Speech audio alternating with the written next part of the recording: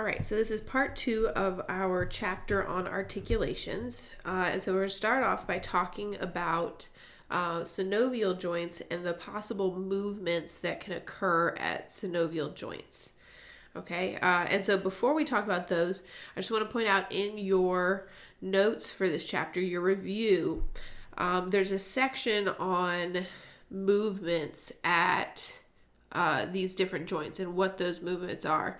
So we're not going to go through them on here on the lecture video, but I think it would be really helpful if you go through them, each one, and actually try to practice those movements. So for example, the first one is at the wrist, right? You can produce the movements extension and flexion, abduction and adduction, and circumduction. So use your textbook or, internet resources, whatever you find.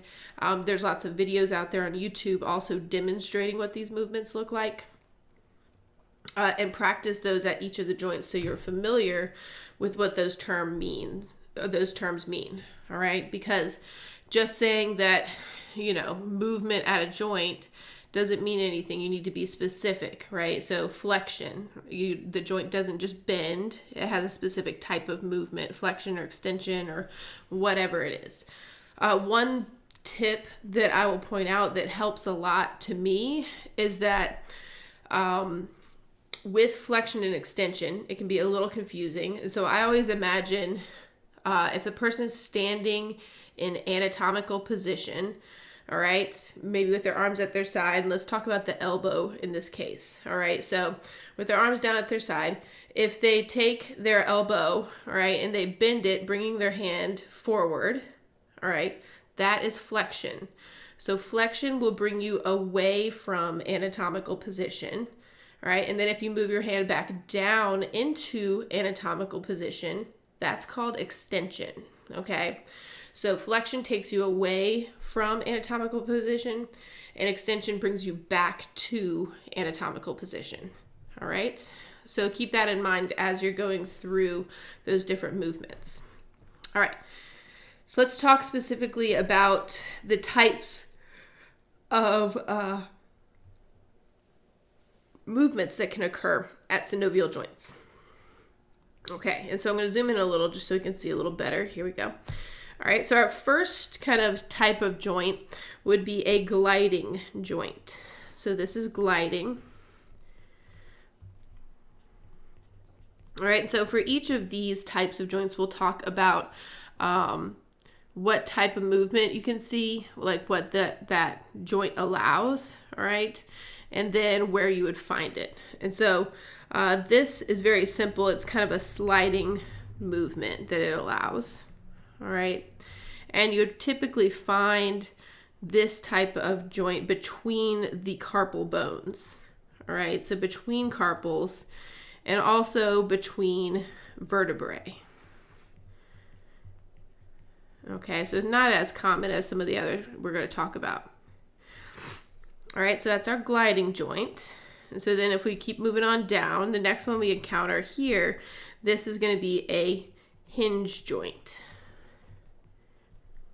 All right, and so a hinge joint is going to allow flexion and extension only. All right, so flexion, all right, away from anatomical position, and extension. Okay, and we find our hinge joints are going to be the elbow, right, is the most immediate example of a hinge joint. Whoops, elbow.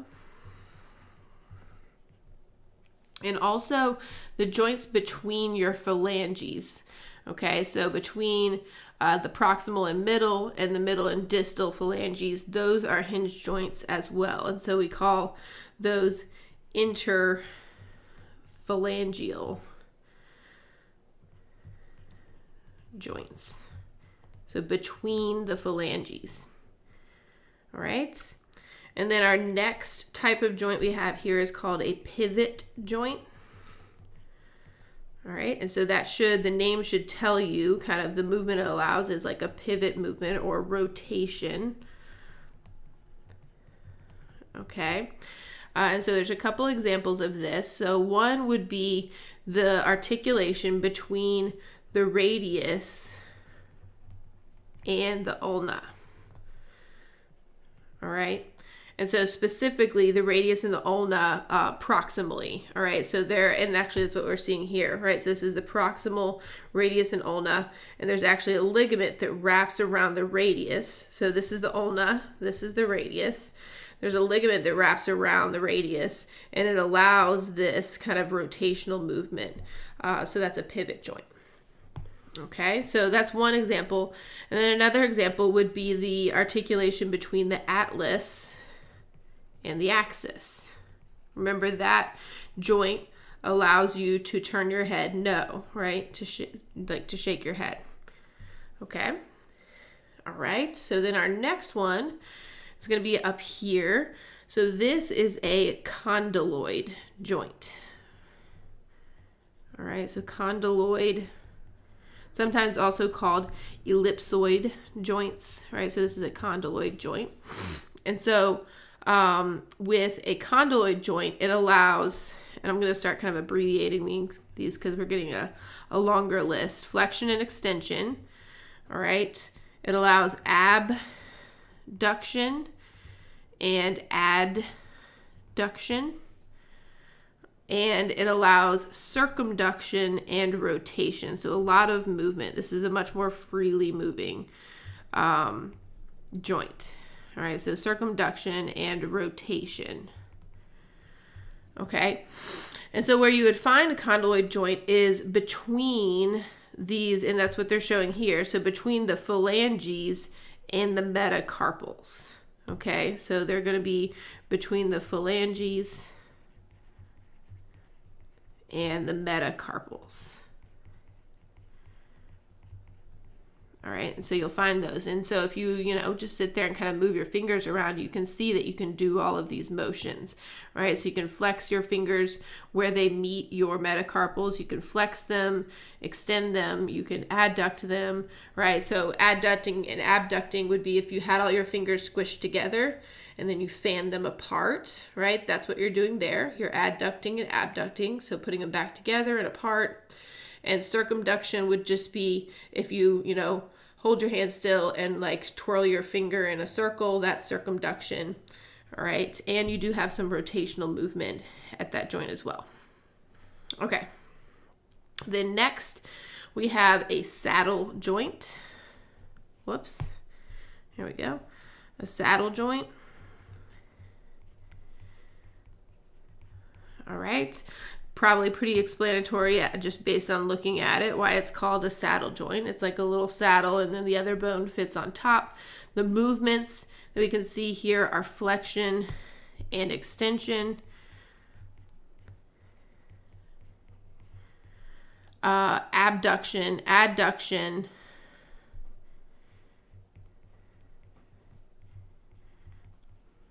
All right, and circumduction. Okay, not as much rotation, right? Because of the way it's formed, you can kind of see that that joint would not be able to really rotate very well. Okay. And so where we would see a saddle joint is between the carpals and the metacarpals. All right. And so that's what they're showing us here, okay? So between the carpals and metacarpals, we would have a saddle joint. All right, and then our last type of joint, synovial joint, is probably the most familiar, right? This is the ball and socket joint. Ball and socket. Okay, so this particular type of joint allows a very wide range of motion. So I'm going to kind of put this off to the side over here. So flexion and extension for sure. All right, abduction and adduction, circumduction, and rotation. Okay, and so we would find two specific ball and socket joints in the body. That's going to be the shoulder We're about to talk about that. And the hip. Okay, so both of those are ball and socket joints. All right, so these are the different types of movements, right? Synovial joints you can see based on the type of movement that they allow. And so the names are kind of based on the structural arrangement of that joint. Okay, so now we're going to spend a little time talking about first the knee, and then the shoulder, and then the hip joint. Okay, so let's talk about the knee first. All right, so here's a picture of a knee joint with kind of, it's opened up a little so we can see it. Obviously, the muscle is removed, all right? And so we have ligaments still attached and one very important tendon still attached that we're going to talk about. All right, so with the knee, between the femur and the tibia, we have these really strong fibrocartilage pads called meniscus. So these are made of fibrocartilage.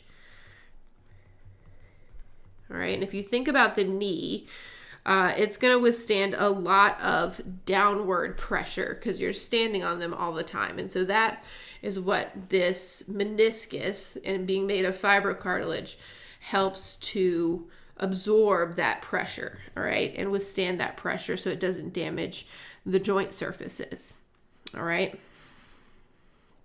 Okay, and so that is made of cartilage, and so you would have you have these two kind of half moon kind of shaped pads like this of meniscus. All right, and then we have a series of a bunch of ligaments that hold the knee together.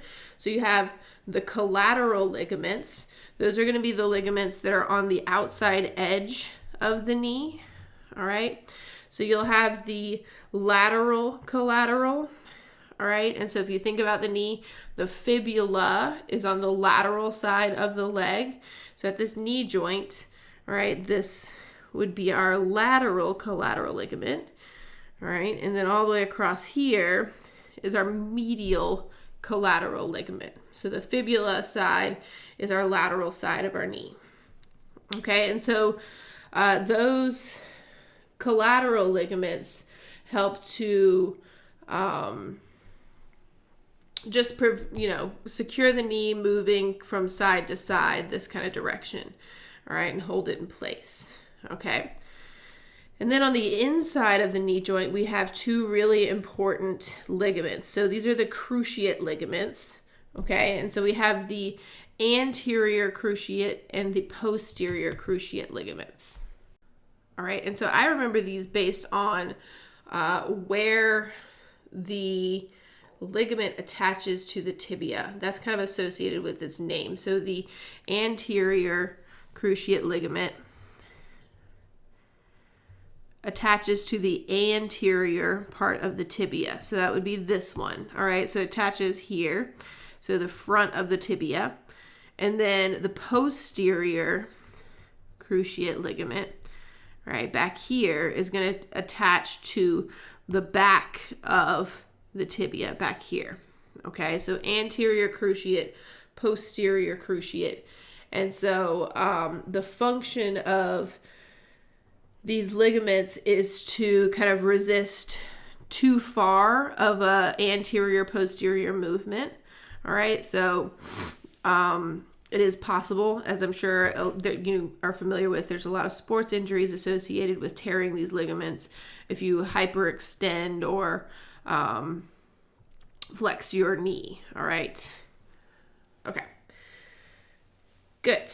All right. So those are the ligaments. And so the last thing to point out, all right, with this knee joint is that we have here, this is the patella.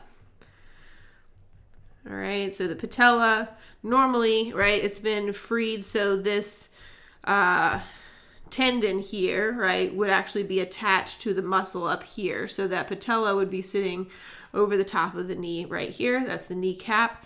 Okay, and so the patella is formed in the tendon, we'll write this here, of the quadriceps muscle.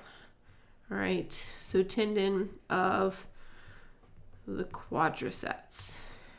Whoops. Okay. All right, good. So that's our knee joint. That's the important things to point out for the knee joint for you guys that you should be aware of. So let's move on to the shoulder. Okay. So with the shoulder, this is a ball and socket joint. All right, so we have and we kind of mentioned this a little in the last video, right? The humerus, the proximal end of the humerus is the ball part, and it fits into the socket, which is the glenoid cavity, okay, or glenoid fossa. And so that is on the scapula, right? So this is the glenoid fossa, which is on the scapula. Okay, and so you can actually see just even from this picture, this is that glenoid fossa. That's a very shallow socket for a shoulder to be sitting in, okay? So it doesn't, provide a lot of support, just the socket itself for that shoulder. So there's a lot of tendons and muscles. You can see that on this picture here that kind of anchor that joint in place. But you also know that it is possible to dislocate this joint, and that's because it is such a shallow socket. And so, a certain amount of force and a certain type of movement can dislocate that shoulder joint. Okay. All right, so let's talk about some of these ligaments. Okay, and so ligaments, and they're listed in your chapter review. All right, so the ligaments, I'm not going to write them out because they're very long names, but they're typically given names based on the things that they connect. Okay, and so some of these ligaments are going to attach and you can't really see them on this picture because it's not showing the clavicle, but they're going to attach the clavicle to the scapula, and that helps to stabilize the scapula. All right, you're going to have some ligaments that are going to attach the humerus to the scapula. There are going to be some muscles with tendons. Those are the rotator cuff muscles that anchor. Oh, here we go. Here's some tendons, right? That anchor that in place. Because remember, the scapula floats on top of the ribs. It doesn't articulate with them. So you need those muscles to help anchor all of this in place, all right, to provide proper movement. Okay, so one ligament we have is the coracoclavicular ligament, all right? And so on our shoulder, we have our coracoid process, right, and our acromion, okay? So a coracoclavicular ligament would go from this coracoid process to the clavicle, okay? And then you also have the acromioclavicular ligament that would go from the acromion to the clavicle, and that helps to stabilize the scapula in place. Okay, so those are not shown here, all right, but you can imagine where they'd be located just based on the name. Okay. Good, so that's all we're going to do, and we've already talked about the structure of this joint with our tendon sheath and our bursa and our synovial membranes, okay? So we're not going to talk about any more of that. Let's move on to that hip joint. So we can kind of compare, and this is an important comparison to make, the socket here of this shoulder joint, all right, to this socket here for our hip joint. So it is much deeper. It's a much deeper socket. Okay, and this, remember, on our os coxae, right, this socket that it fits into is called the acetabulum. All right, and that is on the coxal bone or the os coxae. Okay, and so that's a much deeper socket than the shoulder has, which is why it's less common to hear of a dislocation of the hip. It can happen, but it's much more difficult because that socket is so much deeper. Okay, and so then if we're looking at this joint, we have our synovial membrane here, all right, in green, and our articular cartilage here. And the hip joint is going to have plenty of ligaments as well. They're mentioned in your notes. You have the iliofemoral ligament, all right, so that would go from the ilium up here down to the femur, helping to anchor that joint in place. You would have a ligament going from the ischium to the femur, that's the ischiofemoral ligament, and from the pubis to the femur, that's the pubofemoral ligament. And those would all help to stabilize this joint. All right. And then you would have lots of muscles as well attached that help to stabilize the joint. Okay. And then 2 final little topics. I haven't even written them on here yet. There we go. Is a couple of vocabulary words. All right. So let's write down a sprain. All right. Since we're talking about joints and tendons and ligaments. All right. So sprains versus strains. Okay, and we've mentioned dislocations. Okay, so the main thing is, what is the difference between a sprain and a strain? Okay, so a sprain is going to involve overstretching or even tearing ligaments. All right, and so you can have severe sprains, right, where they're actually torn, and you can have relatively minor sprains where you're just overstretching and they are sore, but the recovery would be much faster. Okay, and so then a strain is going to be overstretching or tearing of a tendon. And so those are frequently used interchangeably when they're actually referring to different parts of the anatomy. So it's important to understand sprains are associated with ligaments, strains are associated with tendons. All right, so that's it for the articulations chapter. Just practice the terminology and all that good stuff. And we will pick up next time for our muscle physiology.